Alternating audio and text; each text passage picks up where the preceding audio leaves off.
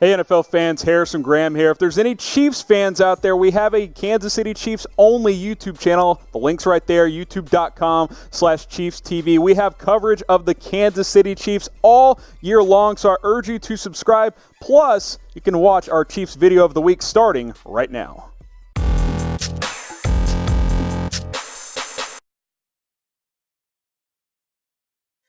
Let's start today's Chiefs mailbag. Appreciate everybody who used hashtag Chiefs on a video a couple of days ago so we could get enough questions for today's show. Let's start with why not. He's asking if Patrick Queen falls to us in the first round and we draft him, what corner do we have to draft in the second round? Bryce Hall, ? We'll get to Hall in a second. First, let's talk about Queen. I think it would be a great get for the Chiefs at 32. I'd be a little surprised if he fell to 32. Certainly, it's possible. I think he's somewhere in the 20s, most likely. Bit undersized, but he's a modern-day linebacker, sideline to sideline. He can really run. He's a willing tackler. He would provide great speed. Him and Kenneth Murray are the two linebackers I would like to see the Chiefs try and go get. I just don't see them being able to target Patrick Queen unless they want to trade up for him, but I would love to have him on this Chiefs defense. Now, we've talked about Bryce Hall some in the past. Obviously played with Juan Thornhill at Virginia in 2018. In 2019, dealt with injuries. If he would have gone pro after his 2018 season, he would have been a lock for a first-round pick. Now I think he's a day 2 pick, probably a second-round pick. I think there's a decent chance he is sitting there at 63 for the Kansas City Chiefs. And if you go linebacker or another position in round 1 and take Bryce Hall in round 2, I got no problem with that. Had ankle surgery last year, should be good to go and plenty of time for camp and all that stuff this season as he has been rehabbing that. But Bryce Hall, really good player at Virginia, had his past season cut short, but he was really, really good in 2018 and played well in limited action this past season. You look at the biggest needs for the Chiefs, cornerback, linebacker, I think that's a clear top 2. I think you go either way there. Interior offensive line, I think is another option. Mel Kiper had the Chiefs selecting Cesar Ruiz out of Michigan, the guard/center, in his latest NFL mock draft. Wide receiver, running back, I think those are some secondary needs for the Kansas City Chiefs. Linebacker and cornerback, though, I think those are the top 2. Which one do you think is the bigger need for the Kansas City Chiefs? Type CB for cornerback, type LB for linebacker. Go ahead and let me know down in the comment section. I think the answer is cornerback still. I still think CB is the biggest need for this Chiefs team, but I think it's linebacker. Go ahead and let me know down below. Next up here, we got Gavin Snow using hashtag Chiefs saying, what will it take for the Chiefs to get Laviska Shenault at a reasonable pick? Obviously, the receiver out of Colorado. We haven't talked about him a lot here. I liked his game a lot. Up in Boulder, good player in college, did deal with some injuries. He is a versatile player. They lined him up at running back. They used him as a wildcat quarterback, special teams guy, receiver. He's physical. He's got pretty decent speed, although he did get banged up at the combine. I believe he pulled his hamstring, so his 40 time there was not very good overall, but he was productive when he was out there on the field. I think he played in 9 games this past year for the Colorado Buffaloes, 764 yards and 4 touchdowns and 56 catches. Did have a 1,000-yard season in 2018 for Colorado. I like Shenault. It's just a really deep receiver class. I think 32, there's a decent chance he's sitting there, quite frankly. He is kind of all over the map. A lot of guys like him as a top 20 prospect. Other guys like him more as like I don't know what you want to call it, a middle of the pack second round prospect is where some people have Laviska Shenault. So I think overall him sitting there at 32 is very much a realistic possibility if you are the Kansas City Chiefs. And I like his game. It's just a lot of receivers in this draft for Kansas City. So those are some of my thoughts on Shenault. Name a player that you'd be willing to trade up for in the 2020 NFL draft. I wouldn't trade up for Shenault. If he's there at 32 and you're comfortable, I think he's certainly worth taking there. I wouldn't trade up for him, though. Receiver isn't a big enough need.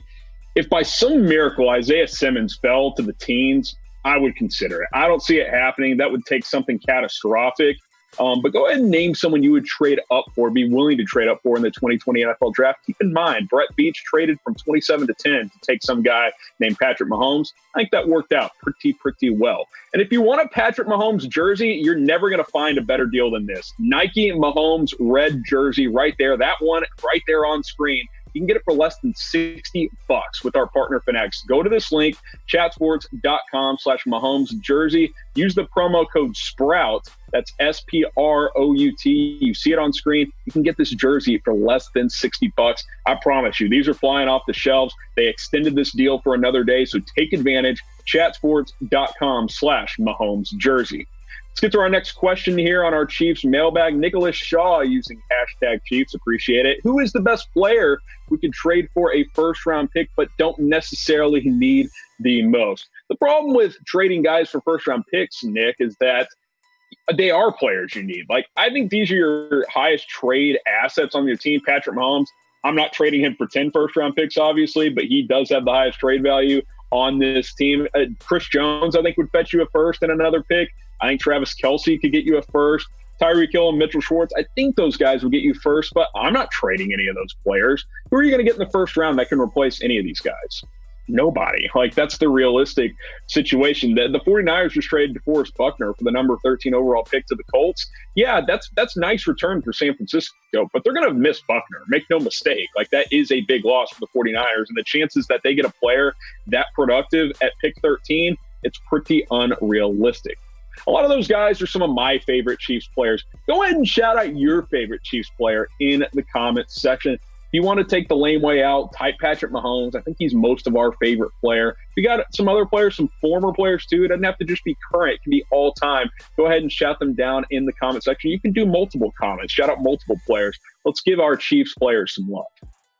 Next up here, we got Sean M. This is kind of a long question, so let me make sure I get this. Hey, Harrison, serious question. How do the Chiefs plan on paying Mahomes if they can't even pay for Breeland? Even if they lose Jones and Watkins, I still don't see how they can pay number 15. So let's say they wait till next year. They will have the same issue or even worse, I'd imagine, if Clark and Matthew contracts are in full effect. So a lot to break down here. First thing, these things aren't connected. The way you sign Bashaud Breeland, you cut Watkins and sign him. That's how you do it. So that's number one. Number two, Mahomes is eligible for a contract extension. Yeah, he might get $40 million per year, but you can manipulate his contract. And guess what? It probably won't start until 2021. That's when the extension would kick into place. They have over $60 million in cap space right now, and projected cap space, the Chiefs do. And you can cut players. You can make moves. You can trade a Frank Clark if you wanted to. There's a lot of different things you could do to free up cap space. You can backload Mahomes' contract. Guys, the cap continues to go up. Teams do this all the time. That's why all franchise quarterbacks get signed, and that's why they all make big money, because teams are able to make it work. So don't worry about it. Mahomes is going to be here for the long haul. He is not going anywhere. This is not a situation where you need to be concerned. Patrick Mahomes is going to be the Chiefs franchise quarterback for a very, very long time. And because of the numbers on screen and what he's already done in his young career, in 31 games, he has almost 10,000 passing yards, 76 touchdowns, and a rating of 109. That is absurd. He already is a Super Bowl champ. Patrick Mahomes is the best player in the NFL, and the Chiefs are going to pay him. What I want you guys to do is help me get to 3,000 subscribers here on the Chiefs Report. We've been growing rapidly over the past several weeks, over 2,300 now, just crossed 2,000 over the past weekend or so. So let's get to 3,000. We'll have Chiefs rumors, news, full offseason coverage, and that 7-round mock draft. If we get enough me comments, we'll have that upcoming as well. So go ahead and hit that big red button. You see the link down below, youtube.com/ChiefsTV. Next question here. Let's go to Taylor Gant using #Chiefs. Will the Chiefs have the best 1-2 punch with Mahomes and the throw-in Samoan? I like this question. It's fun. I can certainly appreciate it. Jordan Tiamu is obviously the player that Taylor is referring to. He got signed by the Chiefs. That was a nickname of his back when he was in college at Ole Miss and played pretty well. I liked what I saw from him in the XFL. He's mobile. He's got a good arm. Stylistically, he's similar to Mahomes, kind of, thrives in broken play situations. The reality, though, is he's going to compete for the third quarterback spot with Kyle Shermer.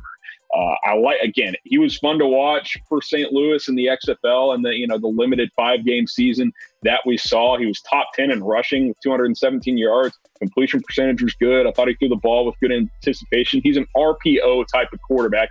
He's fun to watch, but he's in the XFL for a reason, guys. You're hoping he develops into a backup quarterback at some point. Right now, he's probably your third-string guy. Kyle Shermer will compete as well. Chiefs did choose Chad Henne over Matt Moore, which I'm a little bit puzzled by still at this point. But look, as long as you got Patrick Mahomes, that is the only thing we need to be worried about. I do want to ask you, though, should the Chiefs have re-signed Matt Moore over Chad Henne? Type Y for yes, type N for no. I was a bit surprised when Henne was the option for Kansas City, but, I think you could go either way. Obviously, they both know the system. I would have liked to see Moore come back, so I'm typing my Y for yes. Go ahead and let me know down in the comment section. All right, Corey's asking using hashtag Chiefs, do you see a chance we go out and get Kareem Hunt again? Corey, I really don't see it for a lot of reasons. One, when you cut a guy over a domestic issue, there's really no going back. I just don't. I don't see the Chiefs going that route. And plus, from a logical standpoint, the Browns placed a second-round tender on Hunt, which means if the Chiefs or any other team wants to sign him, they have to give up a second-round pick. Kareem Hunt ain't worth a second-round pick. I'm sorry. I like him. He's better than Damian Williams. I'm not going to dispute that. He's been really productive in his career, but no running back in the Chiefs system is worth losing a second-round pick over, pretty much. I mean, Christian McCaffrey, he might be the one guy because he can catch the ball so well. But I like Kareem Hunt. He was fun to watch in Kansas City, but he's moved on. The Chiefs have moved on. I don't see any scenario where they bring him back.